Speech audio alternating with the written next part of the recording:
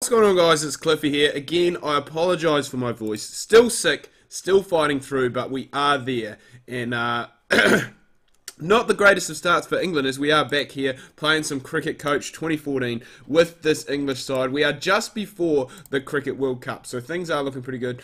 And for some reason or another, okay, it seems to be alright now. I was going to say, it seemed to be a little bit laggy for me, but not the case. We do have Joe Root in, the new England captain, and we'll be looking to try and get some runs on the back of him. So it's weird. It is quite laggy, but we will continue to play through. And don't tell me Peterson's gone and got out too. Oh, it's fallen short of hurrah, thank God, because we could not bear to lose both Cook and Peterson for very low scores.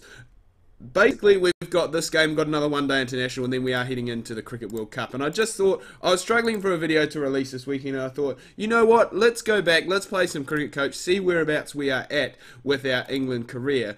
And it is very, very close to the World Cup. I think it is the... No, it must be the 2015 World Cup. So, yeah, it is, because it's the 23rd of February. So, that would make perfect sense. So, really looking forward to that. The team that we've got is the same team that we have been rolling with for a while. Ravi Bopara, and he's one guy, I think, for the English national team. Really hasn't been given... Well, he has been given a chance, don't get me wrong. But...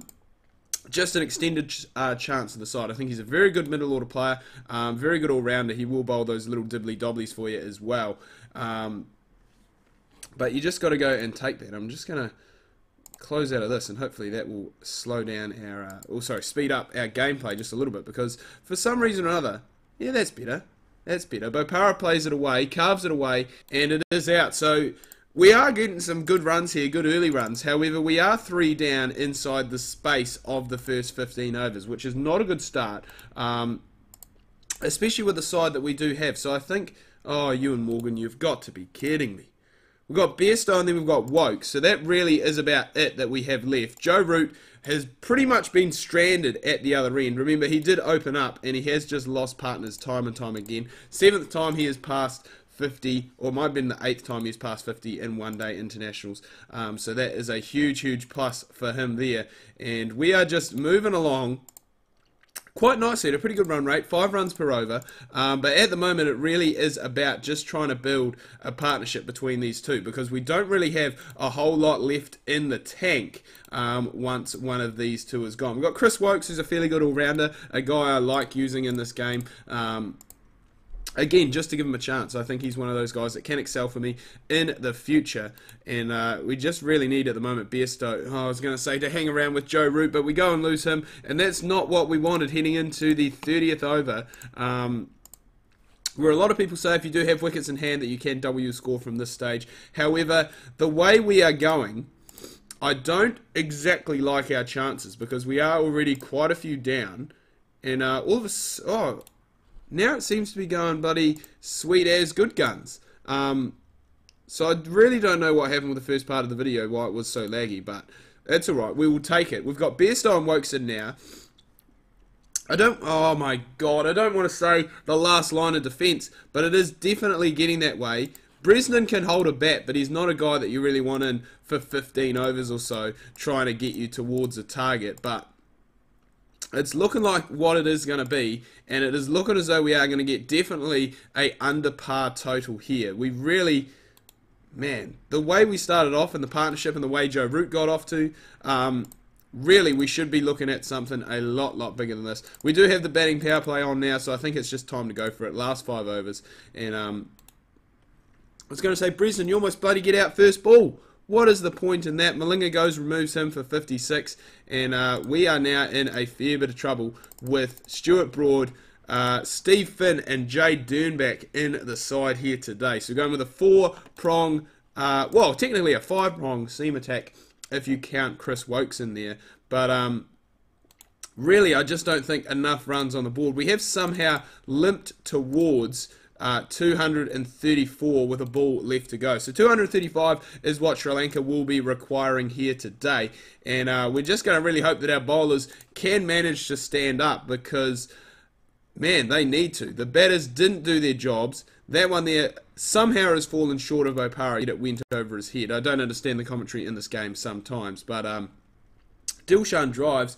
That one's fallen short too. So we've had 2 chances that have gone down. Bairstow gets the third. Good catch for by him to get rid of for Thurunga. And that sees Steve Finn pick up his first wicket. We really do. Well, Dilshan's the key. So is Sangakkara. This is a big partnership for these two. And I'm guessing Mahela Jayawardene is probably coming in at number 4. There's one of the big 3 gone. Sangakkara, and as predicted, Jayawardene in at number 4. I don't think I've really... You know, over the last maybe 10, 15 years that I have been following cricket quite closely, I don't think over that period, well, I mean, there probably is, but you look at probably a more iconic trio in the form of Dilshan, Sangakkara and Jayawardene. I mean, those guys carried that Sri Lankan batting lineup for many years. I've got guys who are standing up now, obviously Karunaratne. Mendes is a very good player, I rate him very highly. Chandimal has really stepped up. So there is plenty of options there for those guys. We're going to take another power play here, but we can chuck another fielder outside. The openers did a fairly decent job. Pretty happy with that. They did manage to pick us up 3 wickets and 3 big wickets as well. We do just need now to get rid of Jayawardene, and as I said, that big iconic trio of the Sri Lankans are done and dusted. Still Angelo Matthews, left to come as well. So there is batting left in this side, it must be said. And we really do just need to try and break the partnership because they're doing it very easily at the moment here, the Sri Lankans. Just nudging around where necessary, where required. And even though we're not going for many runs, we're being economical. Just not picking up those wickets and just not breaking those partnerships was just a shame. Going to bring in Chris Woakes. Hopefully he can be the golden arm for us. As you can see, 21 games, 25 wickets. I think before he came into the side, he had hardly any wickets.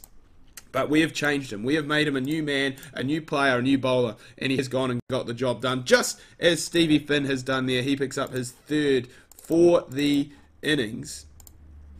And that is just what we needed in this situation. We've still got Jayawardene down the other end there, which I am a little bit concerned about. As long as he is still in, they are still a very good shot in this game, the Sri Lankans. So we need to try and remove him. Quick, smart, it must be said. And Woakes isn't really getting the job done for me here, which is a shame. He has pulled it back a little bit, but normally a bit of a golden arm for me, and we will go and take that as he's gone. Picked himself up, Jayawardene, for 71, and I did say that he is such a big, crucial wicket to this Sri Lankan side. Steve Finn has bowled out for the day. He's bowled exceptionally well. 3 for 44 for him, and that does mean that there isn't a whole lot left in this game, just a few overs. That run rate is creeping slowly up towards 6 and over, 1 run a ball, and that is going to help our chances as well, as Silva, one of the last recognised batsmen, Angelo Matthews, an all-rounder, is now out back in the hut, and that is Dernbach's, Woakes picks that one up there. So he's got 2, it's been 2 fairly important wickets as well. He did get Jayawardene, remember, not too long ago. So we're doing well. That run rate is rising up as well. It is up now well above 1 a ball, and Woakes has just gone and picked himself up another one. He's got Matthews. So we are now into the tail, which is good. We've got Harathan and Kulasekara. Both can bat. Not today, though, from you, Harathi. And we have given Woakes an opportunity, which he has not taken, to grab himself.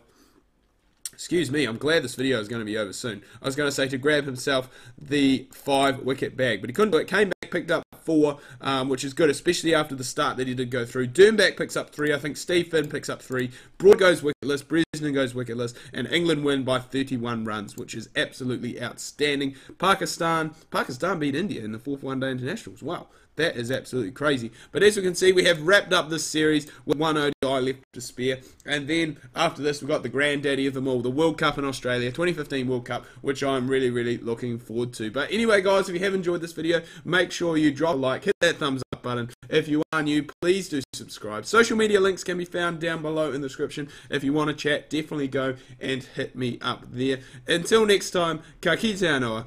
See you soon.